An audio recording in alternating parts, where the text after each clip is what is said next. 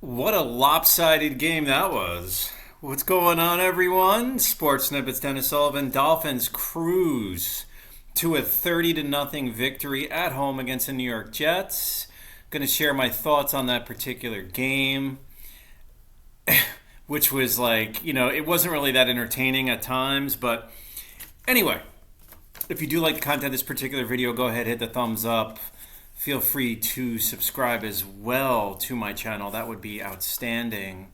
The one thought that came into my mind throughout at least the first half of this game was, how in the world did the New York Jets win 5 games so far this year? How did that happen? Because I really don't watch them. Maybe a little bit of one of their games. I think it was at the beginning of the season on Monday Night Football or something like that. Well, it was a nationally televised game. But just like 3 weeks ago, there really not much. And I'm not going to spend this video just like bashing the Jets. As a matter of fact, I really don't want to do much of that at all. But just like 3 weeks ago when the Dolphins beat them handily on the road up north, this team really has, in the 2 games I saw against Dolphins, I mean, they have nothing going for them at all. Like, the offense is horrific. The defense, which we heard a whole bunch about, and I'm sure there's all these excuses why the defense isn't good anymore. Maybe there isn't any excuses. But that defense didn't play well.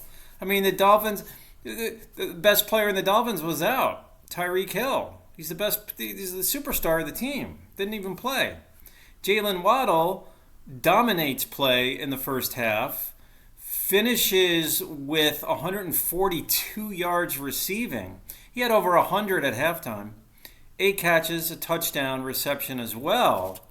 Tua was efficient. He didn't have to be fantastic. 21 of 24. He played well. 224 in the air. Touchdown, doesn't turn it over, no interceptions. Mike White went 2 for 2 in garbage time, 4 yards passing. But the Dolphins, I mean, this was like just once a game. I mean, just turn off your TV at halftime. I believe it was, it was like 24-0 at the half. Trevor Siemian fared better than Zach Wilson, and I say that because Trevor Siemian did a much better job recognizing the blitzes and getting the ball out of his hands in a timely manner, where Zach Wilson was just like shocked every time, and he never really would even get a pass off. Like, Zach Wilson finished 4 of 11 for 26 yards. Siemian 14 of 26, 110 yards, no touchdowns, 2 interceptions for him. But I mean, Zach Wilson's talented. I don't know. You hear all these things, like how he was apprehensive about coming back and all this stuff. In other words, when he got his starting job back, they may want to just like shut him down for the year and just go with Trevor Siemian. No more Zach Wilson. Just start Trevor Siemian and call it the season. Breece Hall. Neither team really ran the ball well. Breece Hall 6 carries, 12 yards. Israel. I'm gonna give my best shot here at his last name. Abanaconda, I think I got that right. 4 carries, 8 yards. Dalvin Cook, a carry, 4 yards. Ashton Davis, a carry for -1 yards. Garrett Wilson led the Jets, 3 catches, 29 yards in the air. Xavier Gibson also had 29 yards on 2 catches. Alan Lazard, 3 catches, 21 yards. Alan Lazard, a talented wide receiver from Green Bay, came over with Rodgers, right? Tyler Conklin, 4 catches, 18 yards. Jeremy Rucker, 2 for 16. Abanconda. I'm sorry. Out of the backfield, I believe. 2 for 11. Cook and Breece Hall each had a catch for 6 yards. Yeah, Abanconda out of the backfield, though. He had 2 catches. I'm sorry, and I hope I said it right. Yeah, 2 catches, 11 yards. So Raheem Mostert, 2 more rushing touchdowns, guys. 15 catches, 42 yards.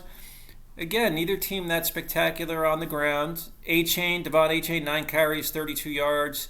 Jeff Wilson Jr., 2 for 5. Mike White, 2 for -2 in the victory formation. Talked about Waddle already. Then the rest of it was just spread out.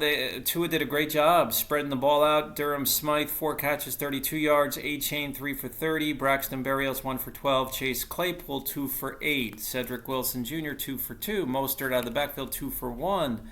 Wilson Jr. out of the backfield, 1 catch, 1 yard. So the Dolphins, of course, recipients of major criticism throughout the season from the average fans, meaning fans that are or football fans, but not necessarily Dolphin fans. And of course, that criticism is, oh, the Dolphins can't beat any good teams or whatever. I guess that's important to them. But keep in mind, the important thing right now, guys, is that the Dolphins have won 10 games. They're 10-4. They should be a playoff team. They get to prove themselves. Will they win the East? That's a little bit up in the air, only because Buffalo has a much easier schedule. They play the Chargers, and I forget who else, and then the Dolphins.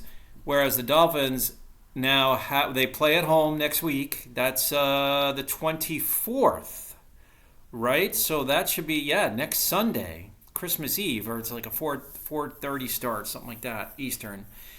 Okay, so you're home against the Cowboys. And Cowboys are going to need that win too. Then you go on the road against Baltimore. You know that's not going to be easy. And then they play the Bills. So obviously a much more difficult schedule, at least in these next 2 weeks, for the Dolphins.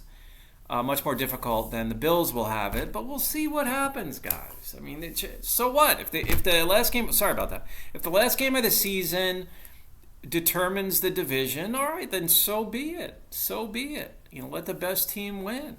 Dolphins would have to win that game. That could turn into a huge game, but we'll see. Again, we can't, it's hard to predict the future, right? It's tough to predict the future. So let me know what you think. I thought the team played well. I was expecting a little bit more of a struggle for us on offense because Tyreek is such a big part of that offense, but Waddle just stepped in. I mean, he of course, number 2 receiver, but he stepped right in as the number 1 guy and was fantastic. Had the wind knocked out of him there early. I was a little concerned with that. Otherwise, and then he seemed to be fully recovered by early to mid second quarter. So that was on the first drive where he left the game for a short period of time. But then obviously he's okay because then he had that huge touchdown reception of about 60 yards from Tua. So I'm impressed and I'm happy for Tua. He played well. And I usually don't really talk much about him in my videos, for those of you that have seen my videos before. In other words, I don't really say many really bad things or negative things. And I don't really have a lot of great things. I just have reported as it is. He did his job. A lot of games he'll just do his job, and a lot of it really is Tyreek Hill. I got to be honest, but I was impressed with Tua today. He showed me something. In other words, he had a shorthanded team. Even when Waddle was out for that time period, he held the offense together. He did a fantastic job. He really did. So Tua, you get a thumbs up on this one, big time. I might even put him along with Waddle as the co-players of the game, but I might even give it to Tua because he really kept that team together very well. So let me know what you think, guys. We will have more to discuss next weekend. Cowboys, mark those calendars, December 24th. Cowboys, Dolphins. I will talk to you soon, and bye for now.